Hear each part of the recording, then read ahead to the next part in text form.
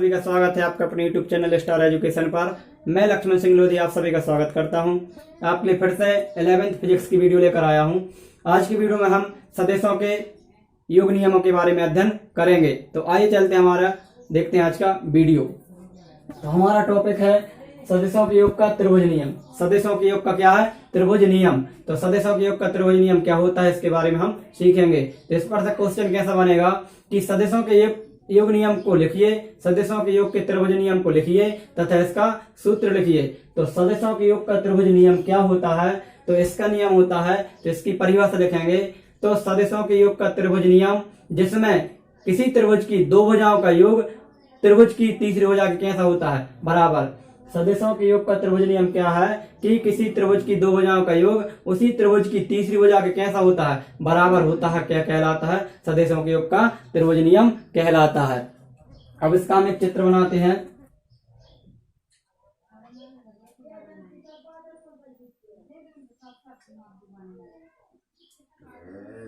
ये हमने एक चित्र बनाया, इसे नाम दे दिया O, इसे नाम दे दिया A, इसे नाम दे दिया B।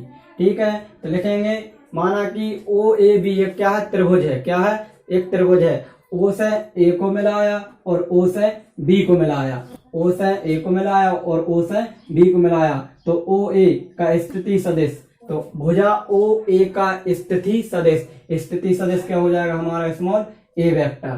ठीक है, और AB का स्थिति सदिश क्या हो जाएगा हमारा? B vector.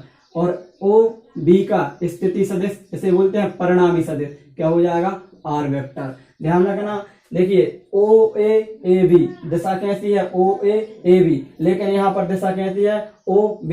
यहाँ से दिशा ऐसी जा रही और यहाँ से दिशा ऐसी जा रही, तो इसकी दिशा कैसी हो गई? विपरीत हो। तो क्या हो जाएगा? OA भुजा का स्थिति सदिश A वेक्टर है, AB भुजा का स्थिति सदिश B वेक्टर है तथा OB भुजा का परिणामी सदिश क्या है? R वेक्टर है। अब लिखेंगे त्रिभुज, त्रिभुज OAB में। तो त्रिभुज OAB में हमने योग नियम क्या पढ़ा है? त्रिभुज का योग नियम की परिभाषा क्या है कि त्रिभुज की दो भुजाओं का योग, तो हमारी दो त्रिभुज की दो भुजाएं हो जाएंगी OA और AB। तो क्या हो जाएगा? त्रिभुज की दो भुजाएं, तो OA प्लस AB, इन पर वेक्टर आएंगे क्योंकि दिशाएं निर्धारित हैं। ठीक है, और इन दो भुजाओं का योग उसी त्रिभुज की तीसरी भुजा का कैसा होता है? बराबर। तो तीसरी भुजा हो जाएगी हमारी OB वेक्टर।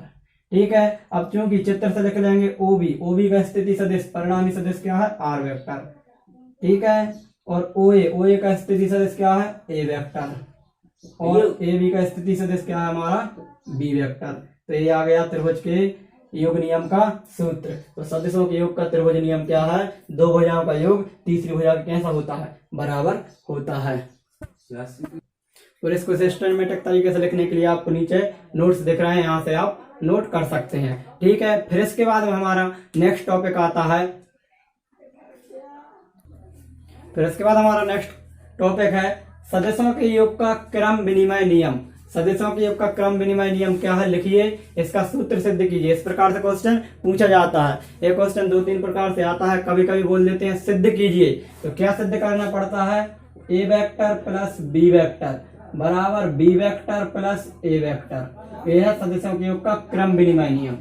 क्रम विनिमय नियम क्या होता है? ए संख्या जो यहाँ लिखी है वही संख्या उस साइड क्या हो जाती है? पलट जाती है, उनका क्रम क्या हो जाता है? उलट जाता है। और इसी को बोलते हैं समांतर चतुर्भुज का नियम। क्या बोलते हैं? समांतर चतुर्भुज का नियम। तो ये क्वेश्चन तीन प्रकार से पूछा जा सकता है। एक तो ऐसे पूछा जा सकता है कि सदिशों के योग का क्रम विनिमय नियम लिखिए और इसके लिए सूत्र स्थापित कीजिए, या फिर ऐसा आ सकता है सिद्ध कीजिए A प्लस B बराबर B प्लस A। और या फिर ऐसा भी आ सकता है सदिशों का समांतर क्रम संयोजन, सदिशों के समांतर चतुर्भुज का नियम क्या है, इसके लिए सूत्र की स्थापना कीजिए, तो तभी भी इसका आंसर आएगा। ठीक है, तीन प्रकार से क्वेश्चन पूछा जाएगा। अब इसे कैसे सिद्ध करेंगे तो आइए देखते हैं। तो सबसे पहले इसकी परिभाषा लिखेंगे। तो परिभाषा इस फॉर्मूले से ही लिखाएगी। क्या लिखाएगी कि दो सदिशों के क्रम उलट देने पर भी, दो सदिशों के क्रम उलट देने पर भी उनका परिणामी सदिश क्या आता है? बराबर आता है। यानी यहाँ पर कोई दो संख्या लिखी है, हमने बोल दिया 2 प्लस 3, इनको हम ऐसे लिख दें 3 प्लस 2, इसका मान 5 आएगा, इसका मान 5 आएगा।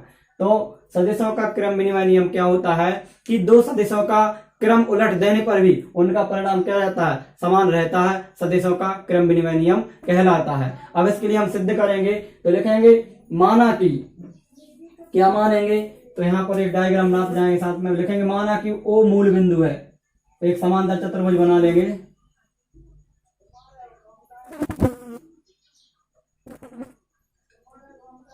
समांतर चतुर्भुज में आमने सामने की भुजाएं बराबर होती हैं।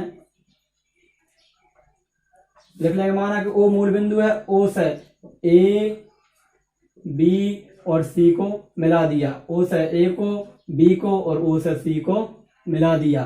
ठीक है, इनके स्थिति सदिश तो क्या हो जाएंगे, थोड़ा सा और सही कर लो, इसे थोड़ा और ऐसे कर लेते हैं, तो क्या हो जाएगा, ये ए है, ओ ए का स्थिति सदिश ए वेक्टर। ठीक है, ओ बी का स्थिति सदिश क्या हो जाएगा, बी वेक्टर। ठीक है, फिर इसके बाद में ओ सी का स्थिति सदिश क्या हो जाएगा, सी आर वेक्टर हो जाएगा, क्या हो जाएगा, आर वेक्टर। ठीक है, फिर इसके बाद में क्या हो जाएगा, आर वेक्टर।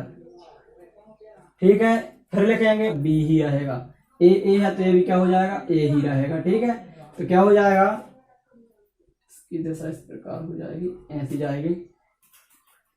ठीक है, और ओ से क्या किया है, ओ से सी को मिलाते हैं, ऐसा हो जाएगा।